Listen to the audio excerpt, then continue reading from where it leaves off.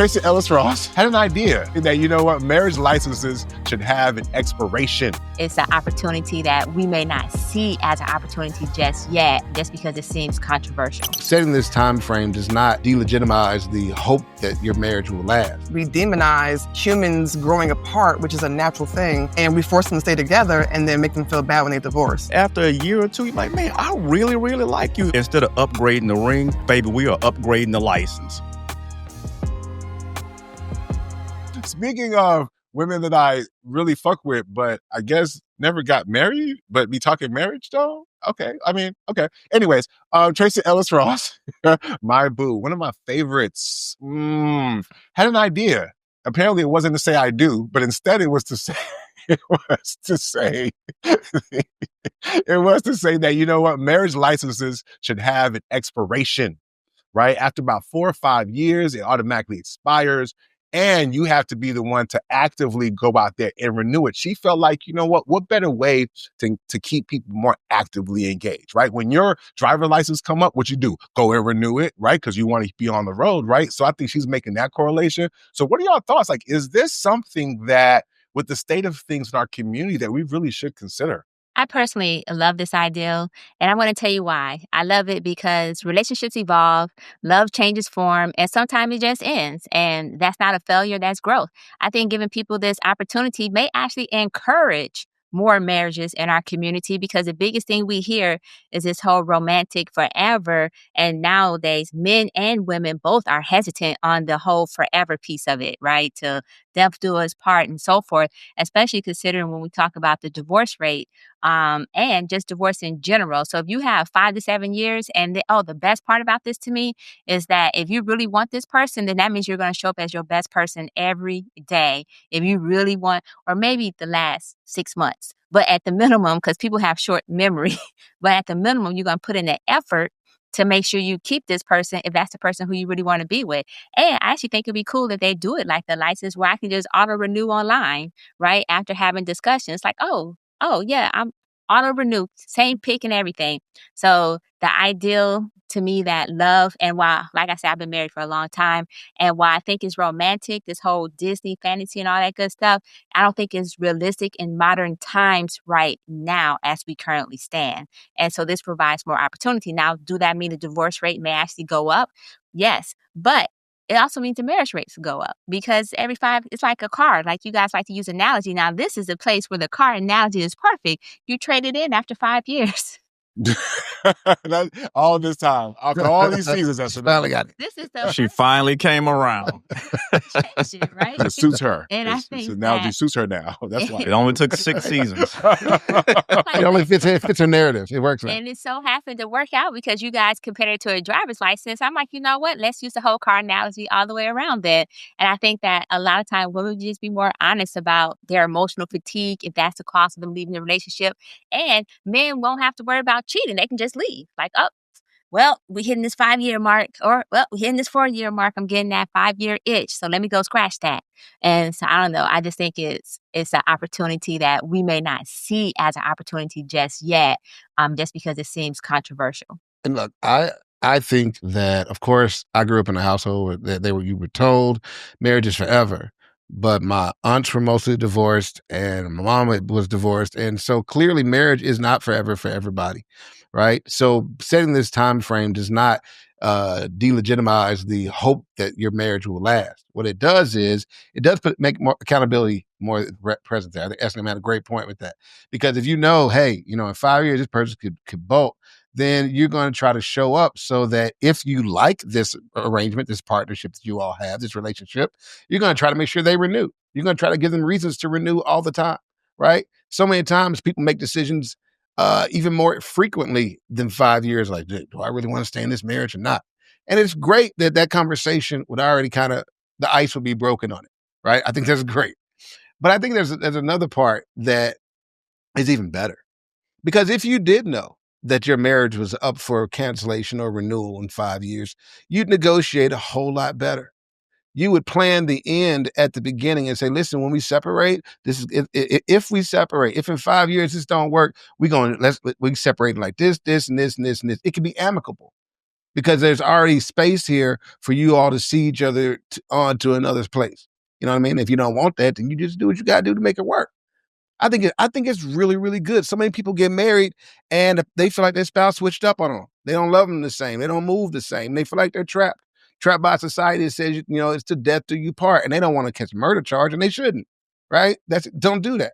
So of course they stick it and they're miserable, but they hope for the person, to leave, right? And that's terrible. So this way, nobody has to leave with hard feelings.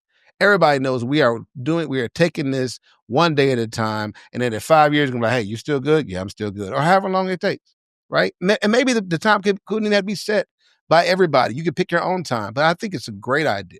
I know it flies in the face of what marriage is traditionally, but marriage needs to change. People are changing. Relationships are changing. And I think this is a great way for it to evolve with it. Yeah, I agree. Jay, you actually took my point. I've had this conversation before, and I was saying that marriages should have an expiration date. And in the beginning, you decide when it ends, how everything gets divided up when you're still in the midst of the love and the googly eyes, right? Because at the end, when it's nasty, now you're doing things out of spite. Now we're just doing stuff to be petty instead of actually saying, hey, listen, it didn't work out. Let's just do what's best for both of us. So I agree with Jay's point. I'll add to that we change. I mean, as we get older, our wants and our needs change, and they change a lot. From 20 to 40, it's a whole different desire and goal. And when you're in your 20s, you guys have whatever in common, silly stuff, pickleball and cars with rims. And then you get to your 30s and it's different because now your careers are different.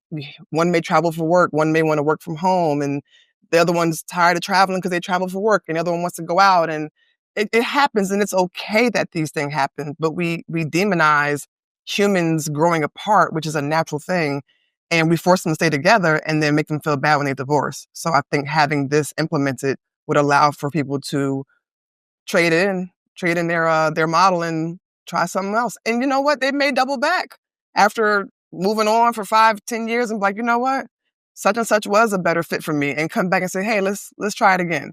Well, listen, you know what? I thought about this a lot today, and I really just, I like, what would this look like? There's one thing to say it, like, how structurally, what would this look like? So we use the driver's license analogy. So I said, okay, let me break this out into classes of marriage. So I did class A marriage. That's your standard marriage. It's your Disney. It's your happily ever after. This is your lifetime subscription to marriage, which is what you have now. Nothing changes. Okay.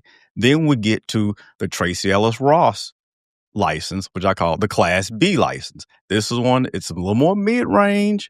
It lasts, maybe 5 to 10 years, maybe that 7-year range. That's your Class B marriage license. Okay.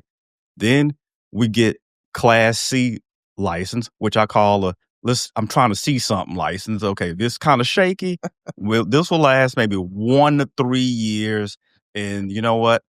That gives you the opportunity to. It's a provisional marriage license. After a year or two, you're like, man, I really, really like you. It wasn't just the vibes. You know what?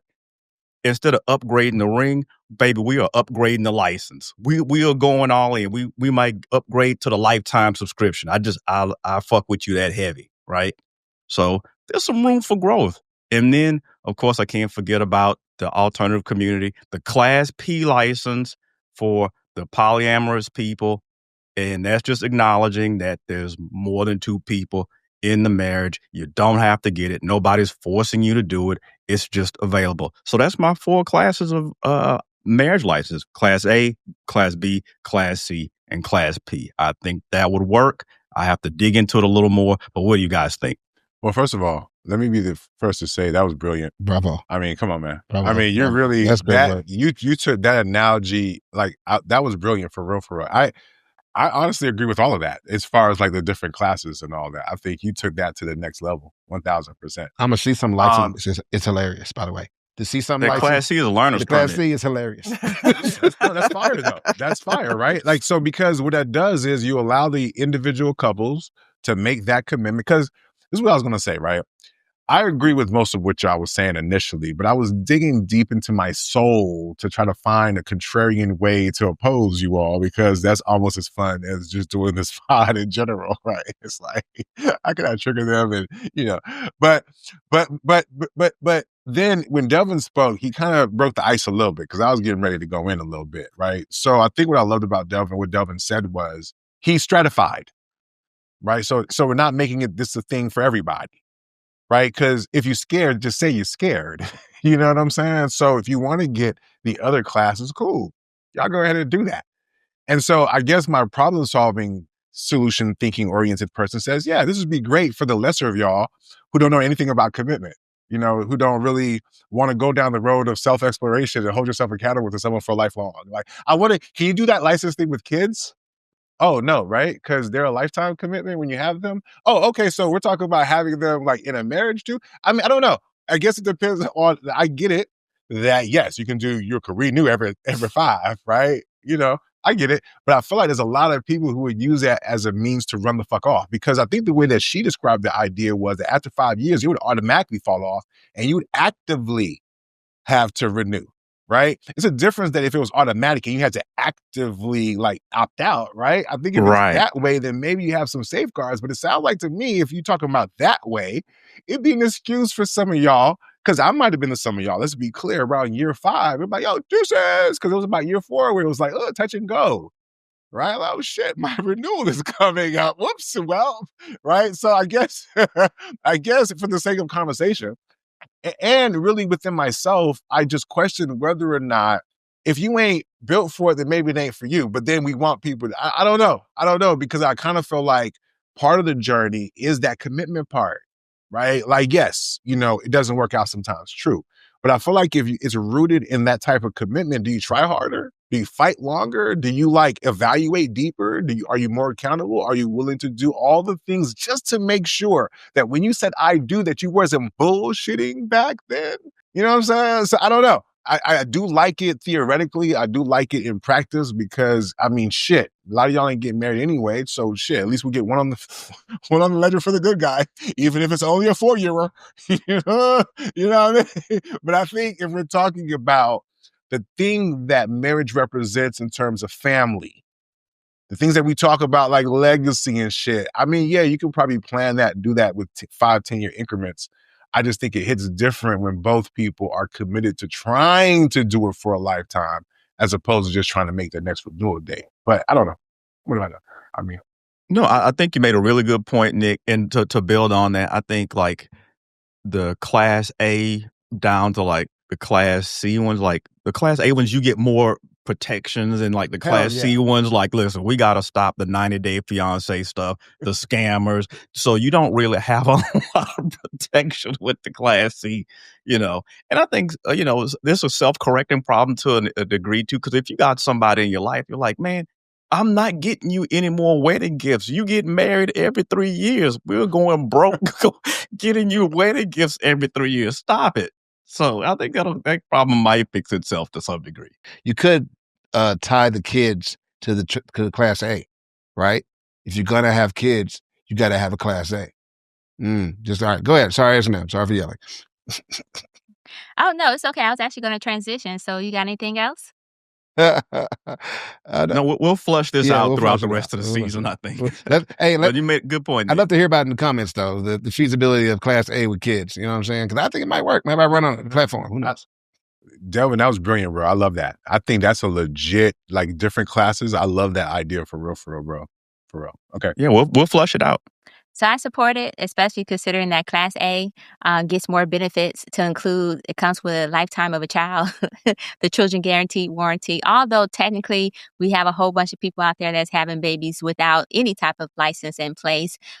So yeah, we'll see how that works out.